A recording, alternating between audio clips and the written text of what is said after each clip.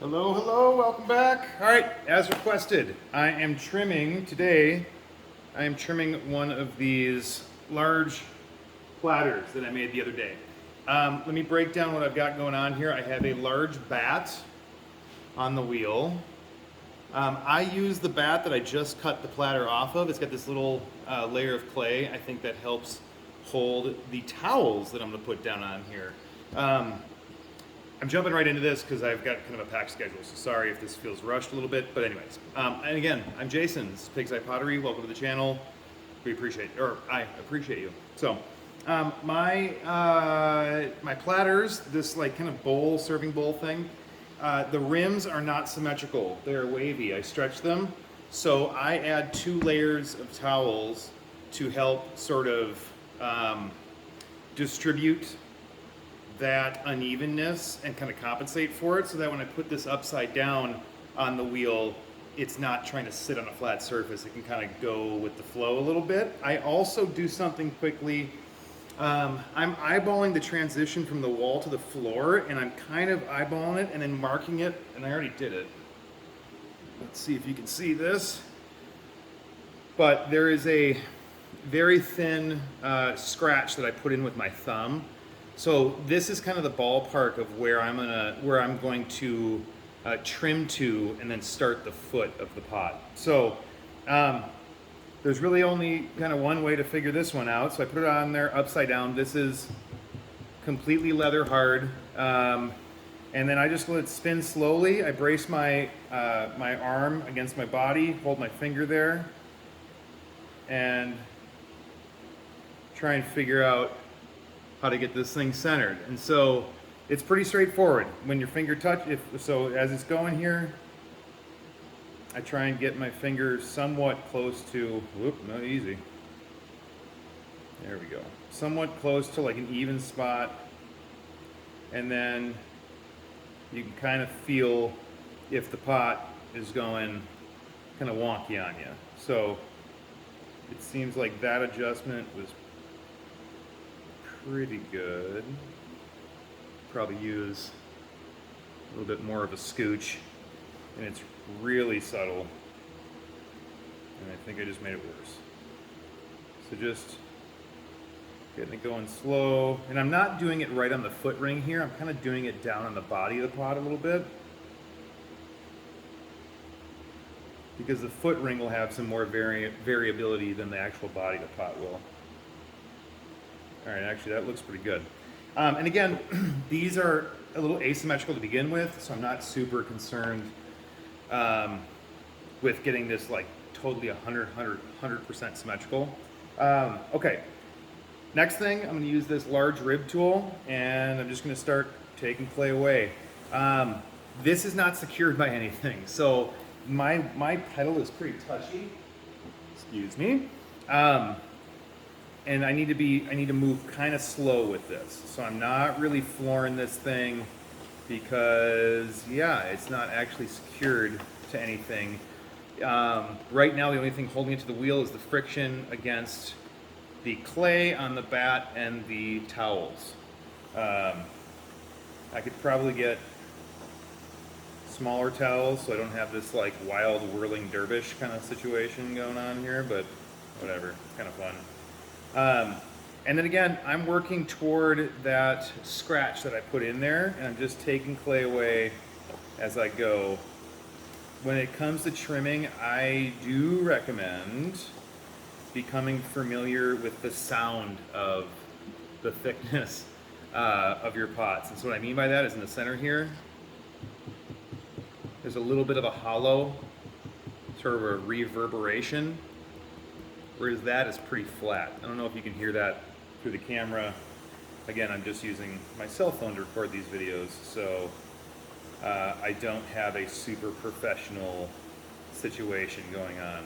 But if you would like for these videos to be higher quality, there is a way to support the channel down in the description.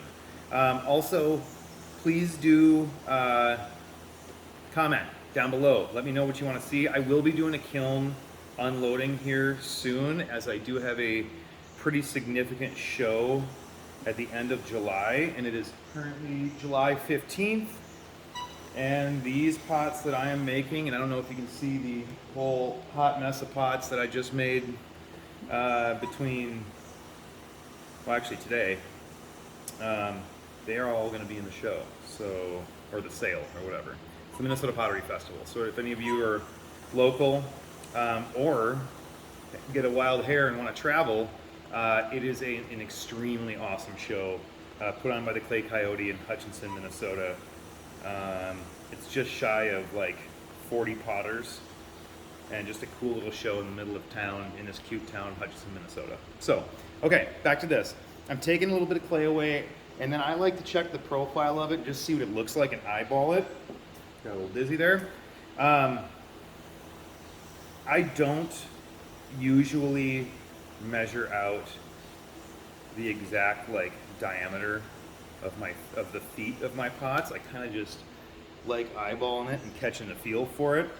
So this is pretty much where I want to be. Now I'm going to take this tool, instead of taking a lot of clay off from a wider surface here, I'm going to flip it and use this smaller sort of pin hooky situation and just come in from the side. I can do it with a little bit more control.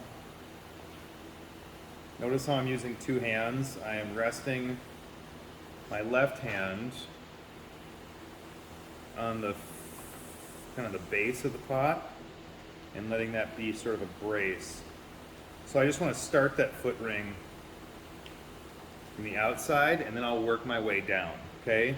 So I don't want to really cut deep in here to where it's eventually going to be. Now with all this extra clay on there, I found that what I've run into in the past is sometimes I'll put a lot of pressure in there and create a ridge. So I'm just kind of marking where the foot ring is going to be, and then I'm going to continue going back to the side here and taking clay away. Just a little bit faster this time. It's probably a little too fast. And I need to adjust my pedal. It either goes no speed or all the speed. So again, just taking a little bit away at a time. Not trying to get too carried away with this. I have mentioned this in previous videos, but after this platter is trimmed, and you might be able to see it down there, I wrap the rims back up. The rims have been exposed and drying the fastest in the whole piece. They're out in the open, they're not up against the bat, so the rims are going to be the driest portion of the piece, especially after you trim it. You're now exposing clay that has not breathed fresh air in however long, meaning it's just going to be a little bit more wet than even the outside of the wettest part of your pot before you trimmed it. Hopefully that made sense. So anyways, I'm going to wrap these rims. What works great is a clay bag cut the long way, and I'll show you what I mean by that here in a second if I have the time. I'm kind of racing against the clock. My daughter is currently taking a nap, and so nap time equals make pots as fast as humanly possible. Switching to this tool, I'm going to kind of define that ridge. I want to make these, this one maybe not so much, but a lot of the platters I like to make a nice defined foot ring down at the bottom so that if people want to hang it up as wall art, kind of like back there, you can just do it with like a 50-pound wire or something like that and loop it. And I can show you that in a future video as well if you're interested. But I'm just trimming that kind of channel in down at the bottom, and then now trimming the walls to meet the channel. I hope that kind of makes sense. So trimming the channel and then taking clay away from the walls to meet the channel. I'm also going to tap the clay here in a second to see if I can hear where we are thickness-wise. So a little bit of a hollow sound, but not a ton. Before I get to finishing this, I am going to start trimming the bottom of this pot and trimming the foot into the bottom here. The reason I'm not saving this for the very end is if I get this very, very thin, this really thin, and I start applying pressure here, I have trimmed through, not like with the actual trim tool trimmed through a piece, but I have put enough pressure on there where it's kind of collapsed it a little bit, or at least it's messed up sort of the integrity of the pot.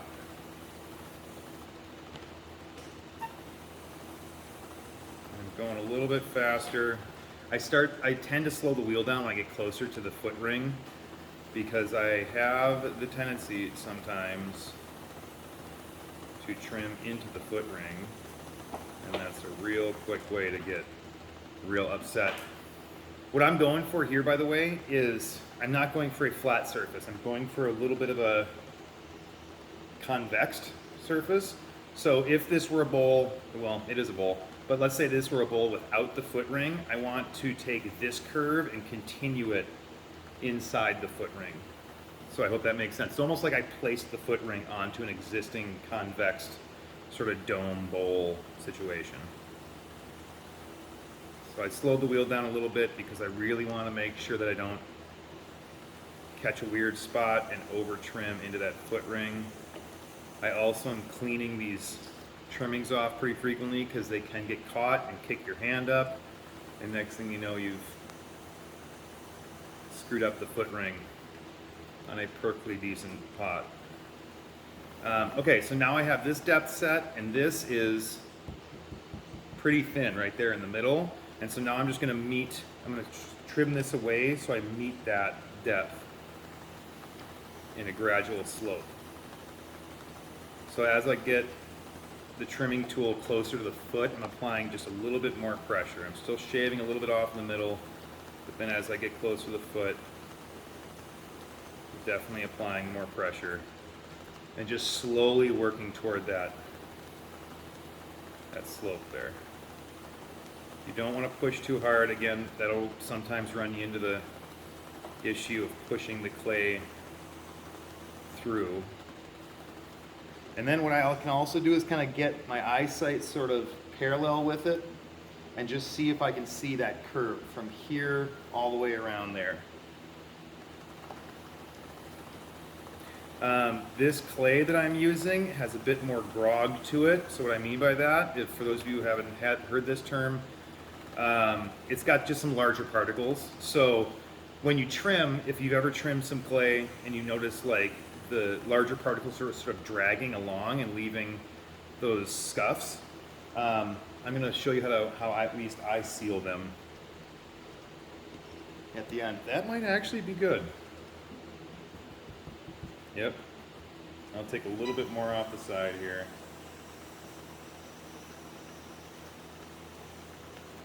And then make sure that channel is nice and defined in case someone ever wants to hang this thing. And there we go.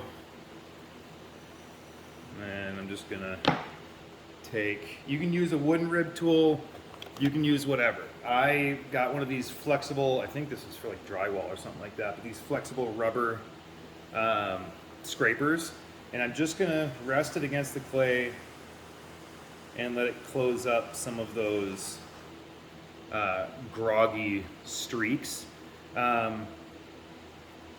It can look cool, but with some glazes, and I think the glazes that I'll be using for these pots, if there are groggy streaks, I get little air bubbles, little sort of like dimples that pop up when I glaze my pots. So I'm trying to avoid that. Ooh, easy, bud. Just like that. I'm trying to be a little bit loose with this because I do, again, this is a pretty loose form to begin with, so I like being a little spontaneous and sporadic. I'm not going to fuss with, some of you might be able to see like these little nublins on there, those little burrs of clay. I'm not going to fuss too much with those. After this is bone dry, I'll be able to just sand those right off there, and then I like using this to kind of just round the edges a little bit. Just like that.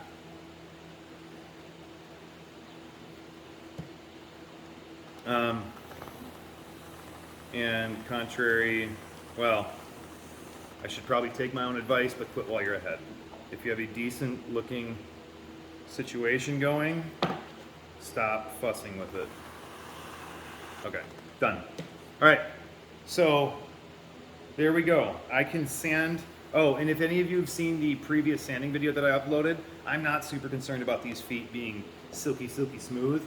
After they've been fired, I'm gonna put them back on the wheel and I'm gonna use this grinding paste and some diamond tools. What's up, diamond tools? And these things will be absolute. I mean, the wood-fired pieces that I made and sanded, this is the smoothest part of the pot, which is crazy. So I'm not too concerned about that right now. But for now, I'm done. I'm gonna quit while I'm ahead, take my little maker's mark or whatever, sign it, and I just put it down kind of subtly on the foot. And there you go. Questions, comments, down in the comment section. Again, thank you for joining me. I appreciate it. My name's Jason. This is Pig's Eye Pottery. Yeah, if you will find some value in this, like it, share it, subscribe, notification bell, and let people know, yeah, there's ways to get a hold of me if you want to see different forms made.